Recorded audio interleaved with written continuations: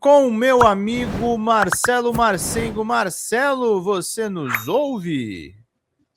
Eu ouvo, Pedro Zambarda, eu ouvo, pessoal. Achei que você não ia falar, você demorou de tanto que eu falei. Eu achei que ele não vai falar o eu ouvo. Esqueceu o eu ouvo. Não tem como esquecer do Zema, né? Não tem como esquecer. Não tem. Acho que é o Hoje pior o programa vai candidato tá de todos bom, os hein? tempos, né? Não, cara, o pior é o Flávio. Com certeza, o pior é o Flávio. Pelo menos é o cara mais metido em treta, né? Não que o Zema seja bom, mas... O Flávio é esse cara aqui, né, gente? Só para as pessoas acompanharem, esse aqui é o Flávio Bolsonaro, né? Esse capaz aqui, super bem apessoado, com o sicário. Cara... Sicário que foi morrido na prisão. Será que o Flávio sabe quem morreu? Quem morreu? Quem desviveu o sicário? Quem desviveu o sicário? Cara, essa foto. Vamos chamar ele já para começar aqui a nossa conversa. Mauro Matosinho tá aí fazendo a sua pré-campanha, neófito na política e um cara que fez a denúncia mais importante do ano passado envolvendo o crime organizado, o Centrão e a política brasileira. Mauro, o que você achou dessa foto, meu caro? Te surpreende? Boa noite. Não só não me surpreende, como eu achei que demorou para aparecer, né? Demorou, né? Alguém tava segurando, você não acha, não?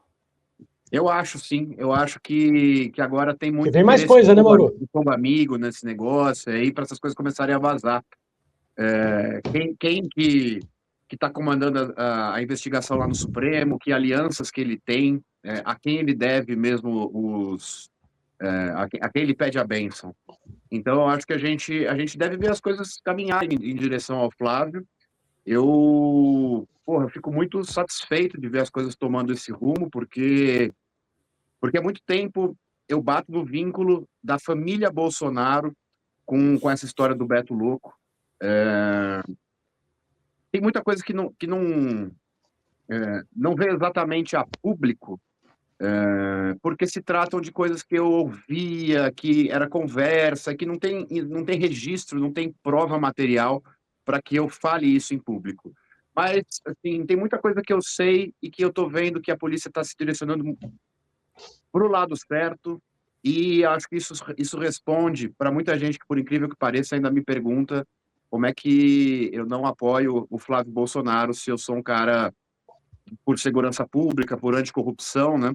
Eu acho que é importante ficar evidente, e eu tenho dito que a eleição do Flávio Bolsonaro, para mim, é uma sentença de exílio, e é exatamente por esse motivo, por essa relação que a gente vê nessa foto com um matador de aluguel, que eu falo isso. E é bom que isso esteja em público, que as pessoas entendam quais são esses vínculos e por que essa história é tão perigosa para quem está enfrentando e quem está denunciando, né? Quer fazer pergunta, Marcelo? Ô Mauro, você sabia, assim, de algo dessa natureza do Flávio? Não isso especificamente, mas você sabia de uma ligação, tipo assim, mais próxima mesmo dele, com esse pessoal do Horcário e tal? Primeiro, vou relembrar uma história que é pública, que tem prova material, que é o fato do Beto Louco ter recebido um berrante de presente que foi enviado, segundo o portador. Que nós noticiamos, né, Mauro? Outros veículos também, mas a gente foi atrás. O portador desse presente era o Fábio Weingarten, e ele dizia ao Beto que aquele era um presente de agradecimento do presidente, que foi entregue junto com uma medalha prateada, que eu suspeito ser a famigerada medalha do imbrochável. Era um berrante e uma medalha prateada, presentes do Bolsonaro de agradecimento ao Beto Louco. Aqui ele agradeceu, a título de que era esse presente. Eu fico um pouco frustrado de não ter visto o Fábio Weingarten sendo cobrado um pouco mais pela mídia, como essa história ficou muito restrita, ficou muito abafada, mas enfim, a partir daí, de onde eu tenho provas de uma história que eu já tornei pública, eu posso dizer que, assim, pelo que as conversas indicavam, coisas que você ouve num voo, no outro, e que nem sempre é possível registrar ou gravar, parece que esse vínculo é profundo. E agora a gente tem a Polícia Federal demonstrando que há fundos da REAG, aquela caixa de Pandora, né, que tudo que sai da REAG é esquema, né? E há fundos da REAG que transferiram dinheiro para a produção do filme Dark Horse também, além do dinheiro do Vorkaro. Novamente, eu acho curioso que a mídia não esteja tornando isso mais público, mais relevante e com o peso que deveria ter. Mas, enfim, não me surpreende também essa postura da mídia hegemônica. E, cara, segue o jogo. Vamos continuar na luta e vamos continuar fazendo essas informações chegarem. O trabalho da Folha Democrata, dentre os canais progressistas, é justamente nesse sentido, e é por isso que eu faço questão de estar aqui com vocês de novo para a gente falar nesse assunto novamente. Quando você denunciou, quando você prestou o depoimento na PF, Mauro, você chegou a falar desse negócio do berrante e tal na PF ou não? Sim, inclusive essas provas, fotos, etc., foram todas encaminhadas. Beleza.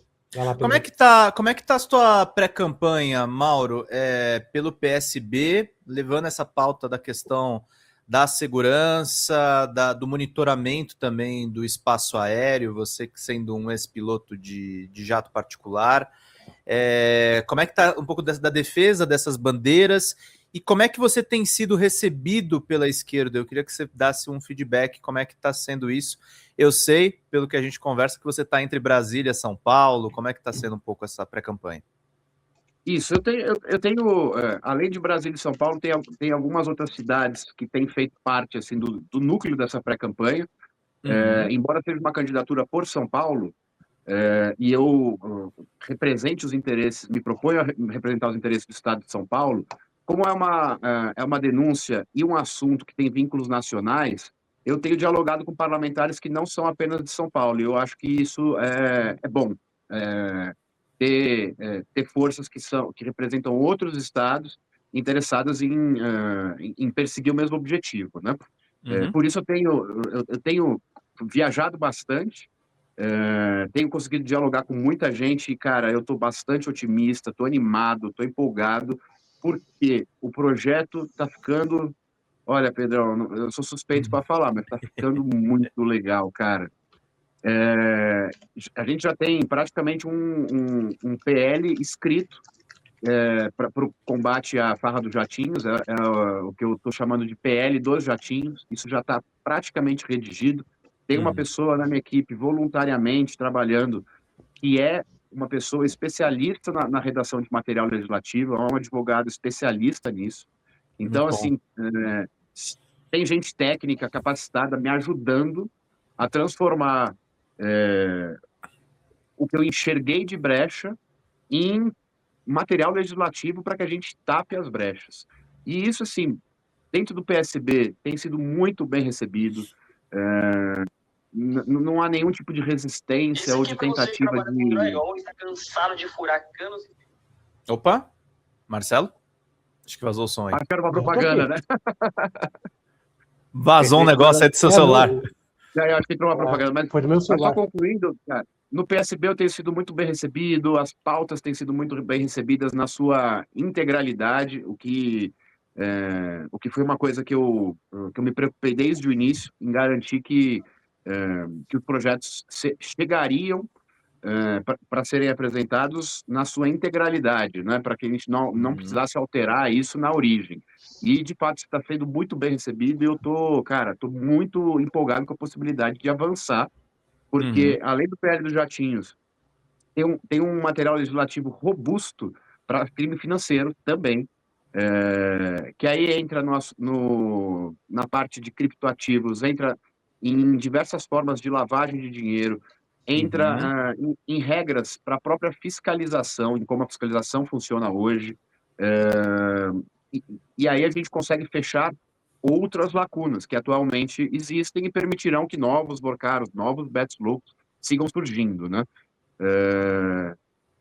Cara, eu teria muito para continuar falando, não quero monopolizar aqui, mas assim, porque realmente eu estou muito animado e tem muita coisa acontecendo, assim, a gente tem feito muito trabalho, Tô feliz de ter voltado a trabalhar, de voltado a produzir, cara, pensar. Porque você estava isolado, né, Mauro? Tava. Eu continuo bem isolado, assim. A maior parte desses trabalhos são Tem esquema feitos de segurança, atualmente inclusive, né? Porque a sua vida... Atualmente, assim, a maior parte dos trabalhos são feitos online. Meus protocolos para me deslocar entre estados permanecem muito parecidos com o que era até pouco tempo atrás. E, assim, em relação à moradia, permaneço no mesmo esquema. Só que agora, assim, eu tenho contato diário, interação diária com pessoas que para trocar ideia, para pensar em pôr as coisas em prática, assim. Então, cara, de fato, eu fui abraçado por essa luta, e agora eu nem falo que fui engolido, fui abraçado, porque tá sendo bom, tá sendo bom. Muito Eu não bom. entendi, Mauro, como é que é me fala um pouquinho do PL dos jatinhos. O que é uma coisa mais para eu poder entender bem o que você pretende? Cara, o PL dos jatinhos envolve alguns pontos principais, né? O primeiro deles é: nenhum jatinho no Brasil deve não ter vínculo com algum CPF. Então, todo patrimônio desse tipo, um jato, ele tem que estar vinculado a um proprietário CPF, pessoa física.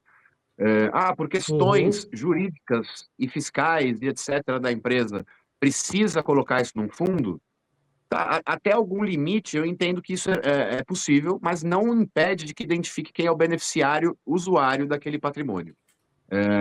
Por questões fiscais, eu acho que o argumento não se sustenta, porque é justamente isso que a gente está querendo combater, que é ocultação de patrimônio. Para além disso, uma integração do COAF com a Receita Federal e com a ANAC, para manter uma condição de estar o tempo todo em cima daquele patrimônio, do ponto técnicos, financeiros e fiscais. Então, tudo aquilo tem que estar vinculado, as informações têm que se comunicar entre si. Acho que isso está muito alinhado com o debate da PEC da Segurança Pública, que fala em integração de forças, integração de instituições nessa troca de informação. Então, no PL dos Jatinhos, a gente aponta a necessidade de vincular a ANAC, o COAF e a Receita Federal para manter a fiscalização desse patrimônio minimamente, né? Porque hoje em dia, sem a vinculação desses órgãos, essas coisas acontecem muito lentamente quando acontecem. Para além disso, a gente tem que fazer a gente vai fazer um procedimento de identificação dos usuários que são servidores públicos e que utilizam jatos particulares. Uma espécie de check-in online no portal da transparência. Então, imediatamente, quando um agente público embarca num jato particular, tem que estar no portal da transparência. É uma viagem legítima, etc. Beleza, tudo bem. Mas deve estar lá para que a população tenha entendimento e acesso de que tipo de favores, de que tipo de interesses estão sendo defendidos. Porque, embora muitas vezes, e na maioria das vezes até não haja crime no uso de um jato particular, há um favorecimento que hoje em dia é evidente, com tudo que aconteceu nos últimos meses, se trata de um esquema sofisticado de propina de luxo.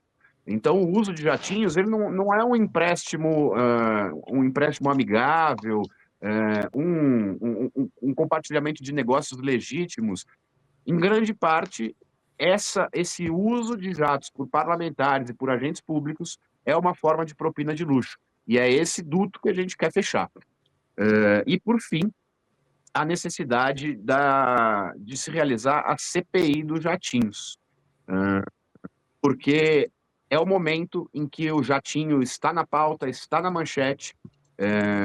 Eu identifico e tenho certeza que essa é uma fresta que se abriu, um ponto fraco nesse sistema todo, e que se a gente explorar isso e fizer esse escrutínio, entre aspas, em praça pública, numa CPI, a gente vai conseguir jogar luz nessas articulações de interesse, que hoje permanecem muito nebulosas, né?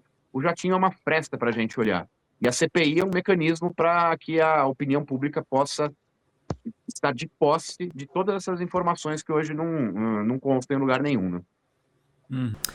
Fala galera da Folha TV, não se esquece de se inscrever aqui no nosso canal para assistir programas como Folha Notícias Manhã, Folha Notícias Noite, o nosso Folha Entrevista e o nosso Barzinho das Meninas. Muitas coisas bacanas a gente acompanha por aqui e a gente precisa muito, muito do apoio de vocês para nosso trabalho jornalístico, investigativo, de curadoria de conteúdo, com vocês ajudando no nosso Pix, folhademocrata@gmail.com, ou mandando superchats, valeu demais, e os recursos financeiros, tornando-se membro do nosso canal, no nosso curso de jornalismo básico, para você ficar muito bem informado a respeito de tudo. Queridos e queridas, muito obrigado pela presença de todos vocês. Vida longa e próspera. Cuidem-se, cuidem dos seus, e não esquece de se inscrever aqui na Folha TV. Até mais!